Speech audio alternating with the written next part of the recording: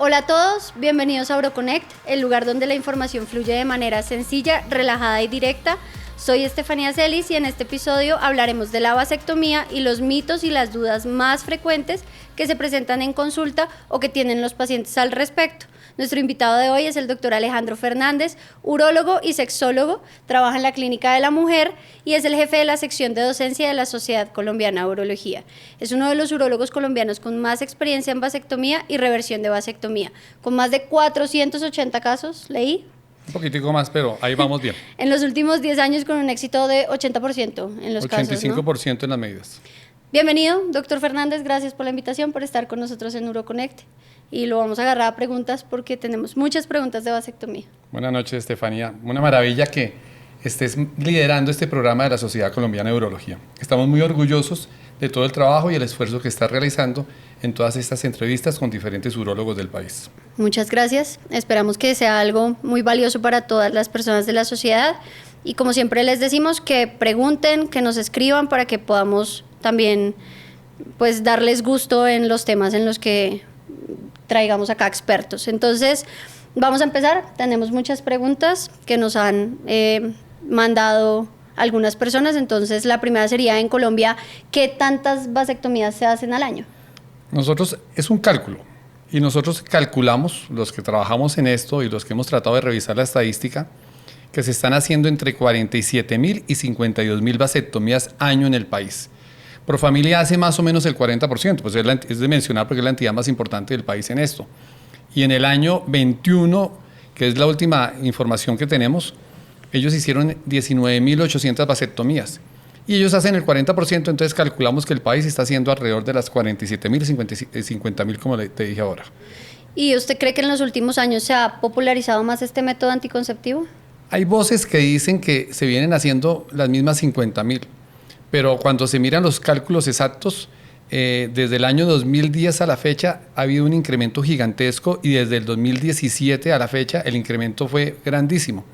Entonces, uno lo observa en los pacientes de todos los estratos que consultan con mayor frecuencia por vasectomía y de diferentes edades, cosa que no sucedía en los años anteriores. Bueno, este podcast, la idea es que lo van a ver urólogos, fellows, residentes, pero también puede que lo vean familiares o pacientes. Entonces, dejemos un poquito claro, como método anticonceptivo, cuál es la eficacia real de la vasectomía. Entonces, la vasectomía tiene una eficacia real después de que ya se hizo la comprobación con el espermograma, o sea, con el conteo de espermatozoides a los 3 meses, del 100%.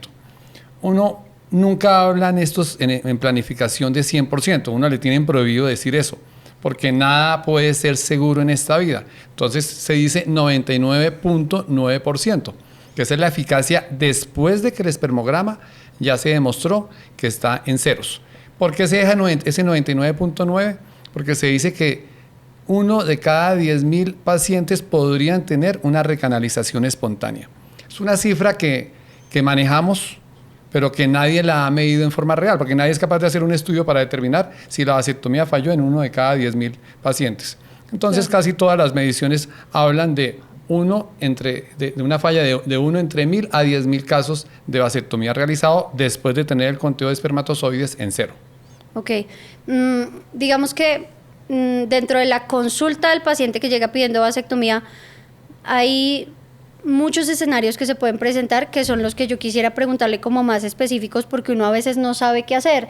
Digamos que hasta cuando yo era residente, hasta hace unos años, cuando me llegaba un paciente a consulta muy joven, un paciente de 17, 18 años, 19 años, que no tenía hijos pidiéndome la vasectomía, pues digamos que uno tendía a decirle como venga, piénselo un poquito más, usted está muy joven para saber todavía que no quiere tener hijos.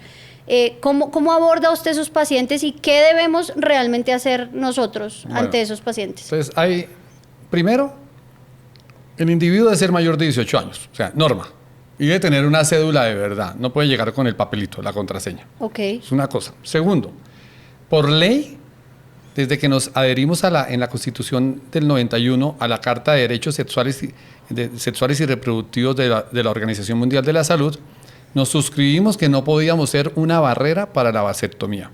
que no podíamos ser la barrera para ningún método de planificación, ni en hombres ni mujeres. Y eso dio la libertad, obviamente, de que hubiera pastillas anticonceptivas para mujeres desde los 18 años, que luego ya ha venido bajando desde los 15 años, y permitió que los hombres de 18 años pudieran hacer vasectomía y mujeres de 18 años pudieran hacer ligadura de trompas. Entonces, uno no puede ser una barrera, pero uno sí tiene que actuar como consejero. Pero uno no puede actuar como un consejero cansón con un paciente. Uno tiene que hacer una pregunta directa. ¿Usted lo tiene claro? Esto es un método irreversible. Entonces el paciente le responde a uno, porque se la voltea a uno, los chinos son pelos. Yo, doctor, qué pena, ni siquiera me dicen doctor, Alejandro. Los chinos le dicen a uno Alejandro. Sí. Alejandro, yo ya leí esto y yo vi que usted hace reversiones y que eso funciona en el 80%, 85%. Entonces, pues yo no me estreso. Cuando yo tenga 20 años más, va a haber un tipo mucho mejor que usted, con un equipo mucho mejor que usted, que me va a decir que mi reversión funciona en el 95%. Pum, primera desarmada que le tratan de pegar a uno. Claro. Entonces, porque muchos de estos individuos jóvenes de 18 a 21, 24, están pensando en un método temporal. Y uno se da cuenta, porque todos es, hablé con mi novia y mi novia me dice que no tengamos hijos. Es que tengo una novia de 23 que ya tiene un hijo y me dijo que ya no quiere más hijos, entonces yo, ¿para qué voy a tener más hijos si ya me voy a ir a vivir con ella y no pensamos tener más hijos? Entonces, uno tiene que ser un consejero donde le dice, piénselo bien, hay que decirle que es un método reversible, pero que la reversión puede no ser exitosa y que seguramente la tasa de éxito de la reversión no va a progresar mucho a través del tiempo, que la reversión puede no progresar simplemente porque la obstrucción que uno le causa le está haciendo un deterioro al testículo como tal y que va a hacer que el testículo en alguna parte que se llama el epidimo, le digo yo a los pacientes, en su epidimo, que es un tubito chiquito, así les digo, va a haber pequeñas explosiones donde no va a permitir que sea exitosa después. Yo no sabemos si usted va a ser del 15% que no va a poder tener eso. Pero la experiencia hace 10, 15 años era que un grupo de esos pacientes, después de darle la vuelta al asunto, de decirle, venga una nueva cita y piénselo, antes la gente, no, los pelados definitivamente no, volvían, un número importante me decían que no. Pero en los últimos 5 años yo les puedo decir que los pacientes ya llegan con eso decidido. Y me lo dicen acá, vea doctor, si usted me la hace, chévere, y si no me la hace, fresco que yo consigo otro. Claro. Y yo sé que voy a conseguir quien me lo haga. Claro. Entonces es cuando yo pienso, listo, este pelado se la va a hacer. Entonces, si yo este pelado se la va a hacer, ahí miro también otras cosas. Yo tengo muchos pacientes jóvenes que son hijos de pacientes míos. ¿Ya le dijiste a Alfredo? ¿Ya le contaste a tu papá? Y como por chisme, sí, ya le conté y están de acuerdo. La mayor parte de estos pelados han hablado con sus papás al respecto. Es muy raro un pelado que no ha hablado con la familia sobre la vasectomía. Y los papás, de ver que de pronto el pelado es desordenado, que hace cosas locas, dicen, listo, que se la haga mejor. Claro. Todo el mundo piensa mejor no tener problemas. La responsabilidad. Entonces, termina uno haciéndola. Entonces yo a esos pacientes que les hago una técnica en donde yo procuro que le quede la ligadura en la parte alta del escroto para que cuando haya que reconstruirlo sea más fácil, simple. Ok, mire que yo no sabía, bueno, o sea, yo llevo mucho tiempo en que no me dedico a la urología general y no tenía claro ese concepto de que no es solamente recanalizar tubo con tubo, sino que puede haber un daño en las estructuras de ahí hacia abajo después de la vasectomía. Eso yo no tenía ese concepto claro. Ayúdeme un poquito ahí. Sí, claro, porque es que uno lo que está haciendo es una obstrucción en una tubería y se siguen produciendo los espermatozoides y siguen viajando desde el testículo por la red de testis, llenan todos los canalículos del epididimo y siguen subiendo hasta el sitio donde está la obstrucción. Entonces, si la obstrucción está bien ligada, sencillamente van a comenzar a acumularse. El epididimo tiene una serie de porciones demasiado delgadas que van a comenzar a reventarse. Entonces ahí es donde están las pequeñas explosiones o la misma red de testis, que son solamente 18 o 20 canalículos, dicen. Entonces se comienzan a romper esos pequeños tubos, entonces disminuye la cantidad de espermatozoides que viajan a través del deferente. Por eso uno de los pasos de la reversión debe ser hacer un extendido y mirar si hay espermatozoides. Que no siempre se hace porque no siempre va a ser, es lo ideal, pero ustedes saben que no siempre hacemos lo ideal en las salas quirúrgicas, hacemos lo que creemos y vemos que es más conveniente. Entonces, no va a ser siempre exitosa la reversión, pero por esa razón anatómica simple. Esa es una razón por la cual se hizo un cambio en la técnica de vasectomía hace unos 4 o 5 años. Profamilia fue líder en eso, y es hacer la vasectomía con el tubo distal abierto. Eso es ¿Por qué fue eso? Venga, les explico. Sí. La vasectomía básicamente era cortar un cemento, amarre y amarre. Sí. La técnica que usted quiera, clan, hilo, quemar, como Queme, usted sí. piense, pero lo que hacía era obstruir y quitar un pedacito, porque quitar un pedacito garantiza más éxito. Pero en Estados Unidos ha habido muchas quejas de los pacientes por la obstrucción que se genera, que comienza a generar dolor testicular. Pues una obstrucción comienza a generar acumulación de líquido en el epidimo y da una epidimitis crónica. Entonces, el número de demandas era importante. El número de pacientes consultando por dolor testicular es importante. Mientras más vasectomías hagamos, más pacientes vamos a tener con dolor testicular. ¿Cuál fue la solución que plantearon? Algo muy simple. Creemos una técnica en la cual dejamos el cabo testicular abierto y ligamos el proximal y además le quemamos la luz del proximal para garantizar éxito y se interpone fascia. Es decir, el cabo proximal lo cortamos, lo amarramos, lo quemamos, lo escondemos y le subimos la fascia tapando el cabo testicular, que es el que no está ligado, para que el líquido siga saliendo y se disminuye el riesgo de orquialgia post-vasectomía, eso permite además que obviamente, teóricamente, que las reversiones sean más exitosas porque no va a haber daño en la obstrucción. Claro, y más fáciles. Y sí genera el aprendizaje cuando uno empieza a hacer esa técnica, sí genera que haya un poquito más de hematomas porque uno tiene que mirar muy bien el deferente testicular, que no haya vasitos que vayan a sangrar. Entonces uno debe ser más cuidadoso para que no se genere hematoma. Y abrió la puerta a hacer vasectomía a una serie de pacientes que nadie consideraba. Nos desordenamos un poquito por culpa mía, que es una pregunta que pronto tú me ibas a hacer. ¿A quién no se debe hacer una vasectomía? A eso iba. Pasa que estamos hablando de esos pacientes jóvenes que le consultan, que tienen una capacidad cognitiva normal, pero ¿qué pasa si me llega a consulta, por ejemplo, el tutor legal de un paciente con síndrome de Down o un paciente con una enfermedad psiquiátrica, con una esquizofrenia pidiéndome vasectomía? O sea, ¿cuál es la ruta para el urólogo con esos pacientes? ¿Cuál es la ruta de acción? Bueno, una cosa importante es que siempre hay que pensar que los pacientes con Down tienen una disminución en su fertilidad, pero no son infértiles. O sea, tienen una disminución en su capacidad fertilizante muy alta, pero no son infértiles. Entonces, pueden llegar a requerir vasectomía. Ahí es donde uno siempre pide la interdicción judicial. O sea, no hay nada que hacer. O sea, primero, nunca se debe considerar en menores de edad porque es un delito. Así vayan con interdicción, lo que sea, pero uno no puede hacerle una vasectomía a un pelado de 17 años. Qué importante. Entonces, primero. Segundo, después de los 18 años, usted me trae a este muchacho para hacer una vasectomía. Déjeme ver su interdicción.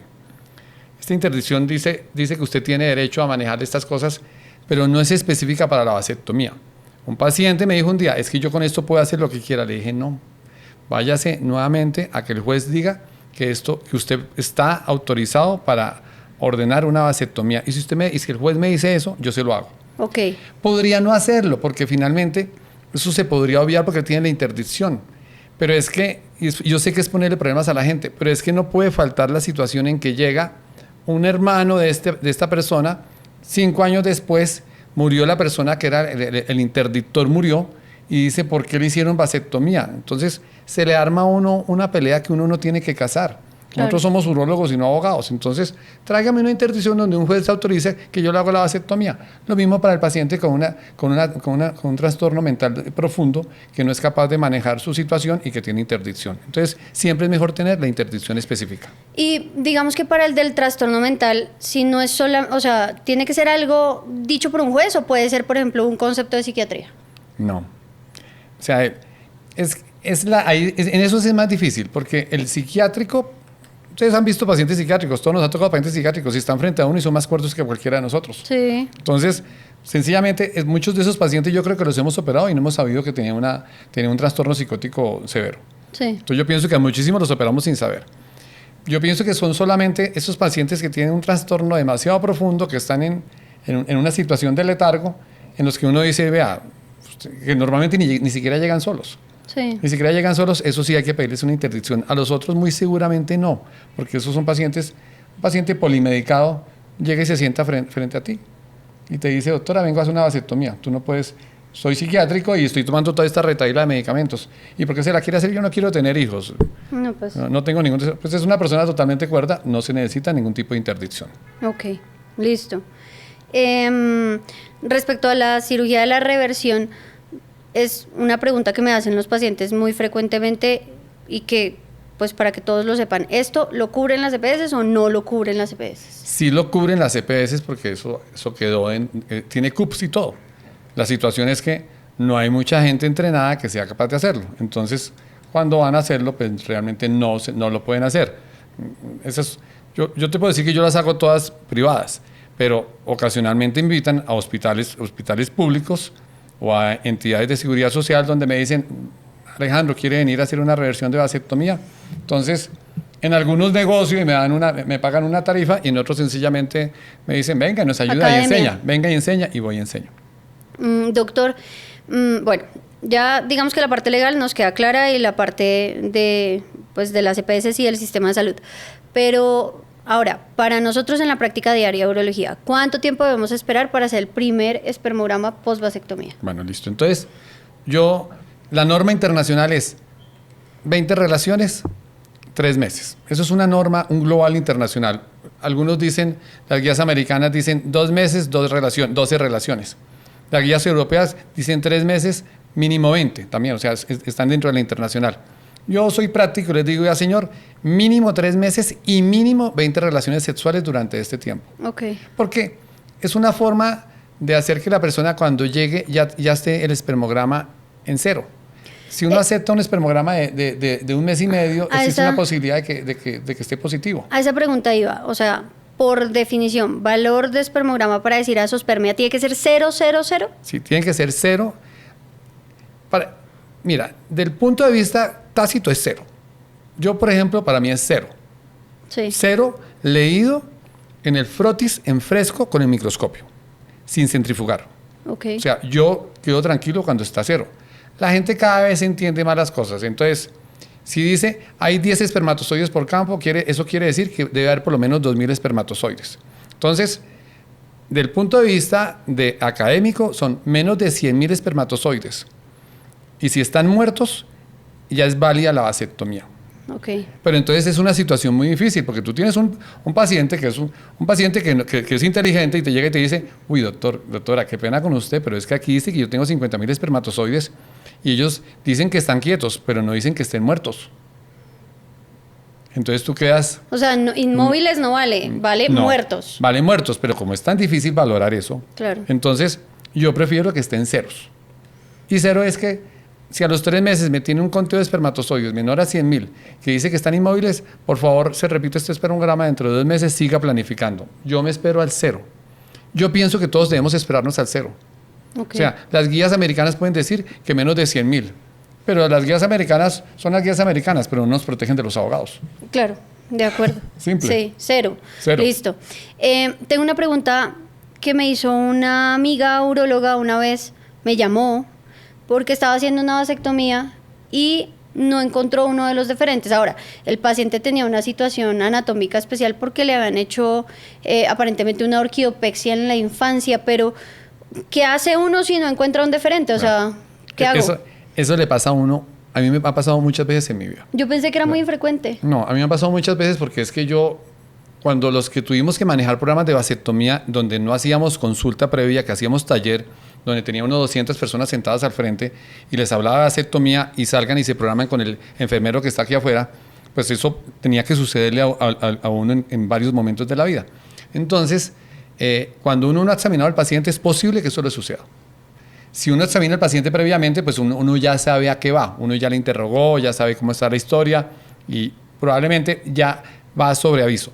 Si a uno le sucede, cosa que me ha pasado, sencillamente, y me pasó recientemente con un paciente que yo lo había examinado y en la consulta yo le sentí los 2 deferentes. Y llegué a la cirugía y no le encontré un deferente. Entonces, ¿yo qué hice? Sencillamente le ligo el deferente que le encuentro. Yo tengo paciencia, vuelvo y le busco, dejo de manipular. Primero, no encontré ese deferente y lo busco, tranquilizo y me voy para el otro lado. Opero del otro lado, vuelvo al lado que no encontré. Le hago unos 5 o 10 minutos y si no se lo encontré, señor, no le encuentro de frente, se lo digo de frente, no le encontré su deferente, puede ser que tenga una ausencia congénita del deferente, esa cirugía que le hicieron de la orquidiopexia, su deferente se atrofió, quedó ultra delgado y por ahí pueden pasar espermatozoides. Nos vemos en 3 meses con su espermograma. Okay. Si vuelve a salir, si sale positivo, yo les digo lo que más joven nunca hice, más joven porque sigo siendo joven, más joven lo que nunca hice es que los volví a programar con anestesia local. Craso error. Hay que programarlos con una sedación, sin anestesia, sin bloqueo anestésico para poder sentir el conducto, claro, sin líquido de la anestesia que le dificulta a uno. Okay. Lo reprograma uno con anestesia, le toca bien el deferente. Primero lo toca en consulta y si uno lo medio encuentra, uno lo programa. Ah, bueno, perfecto, listo. Sí, pues eso pasó hace tiempo, no sé qué hizo ella con el paciente, pero bueno, muy interesante. Dentro de las complicaciones más frecuentes de la vasectomía, ¿cuáles son las más frecuentes y cómo nos recomienda usted manejar eso a los urólogos el día a día? Yo pienso que hay unas que son las prevenibles. Las prevenibles son, tú sabes que hay una gran cantidad de pacientes que su mayor queja es dolor testicular. O sea, los hombres se quejan de dolor testicular, primer punto. Sí. Entonces, si el individuo se queja mucho de dolor testicular, yo siempre les pregunto, ¿usted sufre de dolores testiculares? No, nunca me molesta para nada. Uy, sí, doctora, a mí eso es terrible, yo sufro unos dolores testiculares terribles. Entonces yo los miro bien y los reviso. Les digo, vea, si usted sufre de dolor testicular, usted no debe hacerse una vasectomía.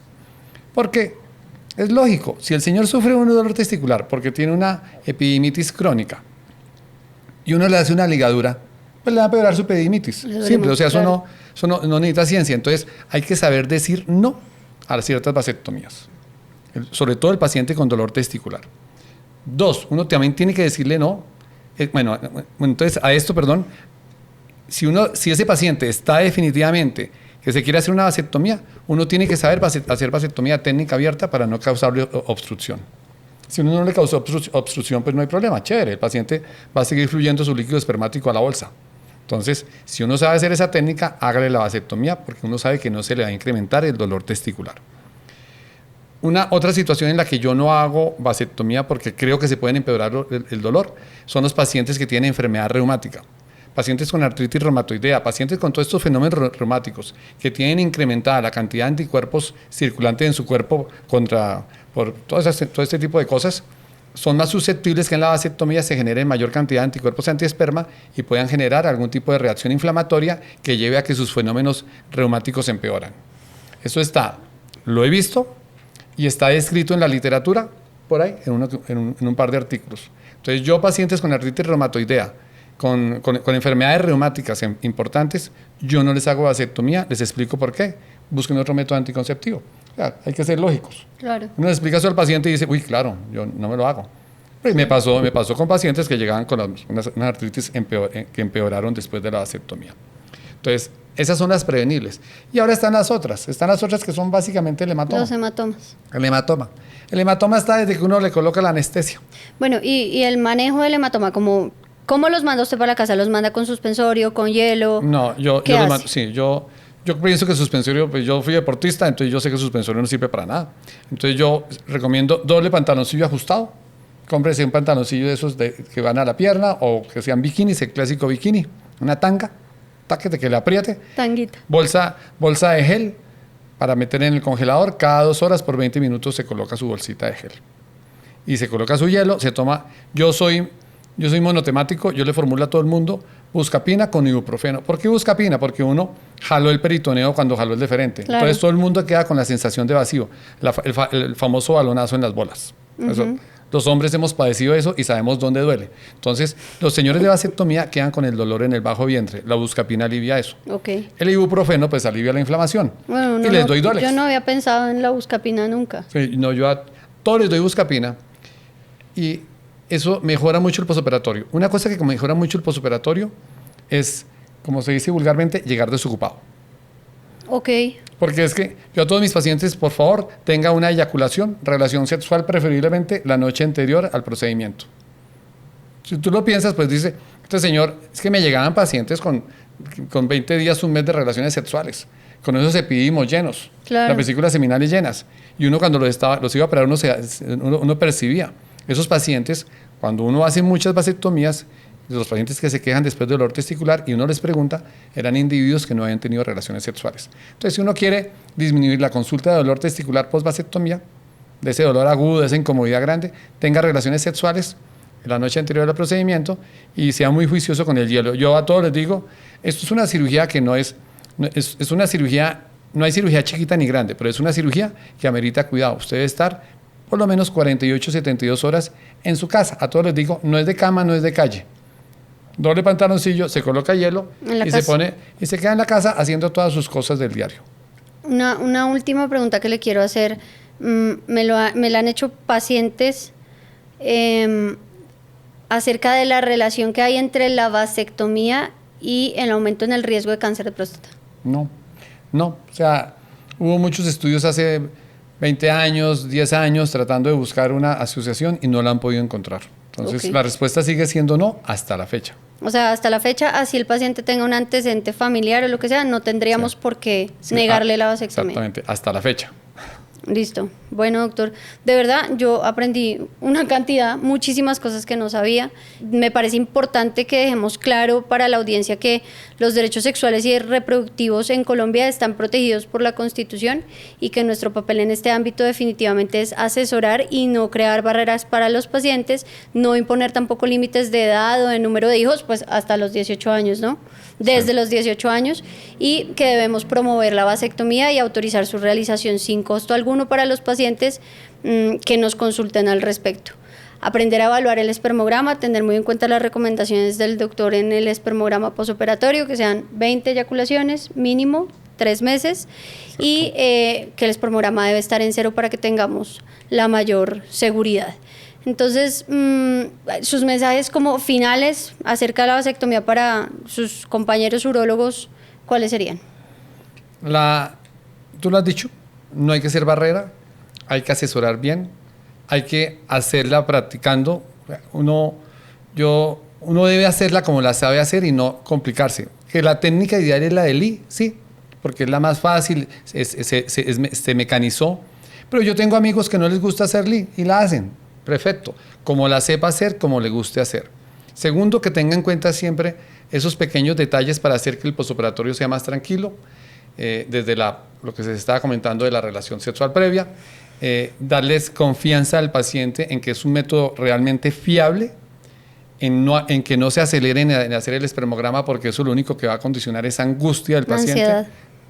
Insistir en que lo hagan, eso es muy importante, y yo lo escribo en la historia clínica. En la historia clínica, cuando dan el primer control postoperatorio, yo a todos les hago control. Les hago control porque me parece que es un buen hábito. Vea, está bien, sus ligaduras se palpan, todavía está inflamado. No se le olvide que tiene que seguir planificando. Nos vemos en 3 meses con este resultado de espermograma. Necesito ver el resultado de espermograma. Es la única forma de tener certeza, porque a los hombres se nos olvidan las cosas. Claro. Y por eso es que sabemos... Pero a la esposa no, con seguridad. A la esposa no, pero... te puedo decir que en las mediciones que se han hecho en los centros grandes como Profamilia, no más del 40% de los hombres se hacen el espermograma post-vasectomía. Muy grave. Y entonces ahí es donde está la falla. Si falló la técnica, pues entonces sencillamente es el que va a salir con embarazo. O embarazo durante los 3 o 4 primeros meses que debía estar planificando. Entonces no se cuidó en esos tiempos. Entonces hay que insistir mucho en el control del espermograma. Y que sigan disfrutando lo que hacen en la urología, con respeto por el paciente, con amor por lo que hacen, que no hay cirugía chiquita ni cirugía grande. He visto a las grandes estrellas del cine urológico llorando en una vasectomía, así como han tenido que llorar en una nefrectomía grande. O sea que no hay cirugía chiquita. Claro. Todas hay que saberlas hacer y uno tiene que hacer lo que le guste y sabe hacer. Gracias, de verdad, muchas gracias por los consejos, por todo lo que nos enseñó. Aprendimos una cantidad. Nuevamente, la invitación es a que por favor nos escriban, nos digan de qué quieren que hablemos, a quién quieren que invitemos, porque pues la idea es que todos aprendamos. Yo no conozco a todos los expertos en diferentes campos y me gustaría que me ayudaran con ideas y con sugerencias para poder hacer este espacio cada vez más interesante. Nos pueden escribir preguntas, nos pueden escribir temas. Tenemos pensado hacer un podcast de preguntas obvias, no tan obvias en urología. Entonces, por favor, escríbanos qué preguntas les han surgido en consulta, que así no parezcan difíciles, las vamos a poder contestar apoyados en los expertos. Muchas gracias. Buenas noches.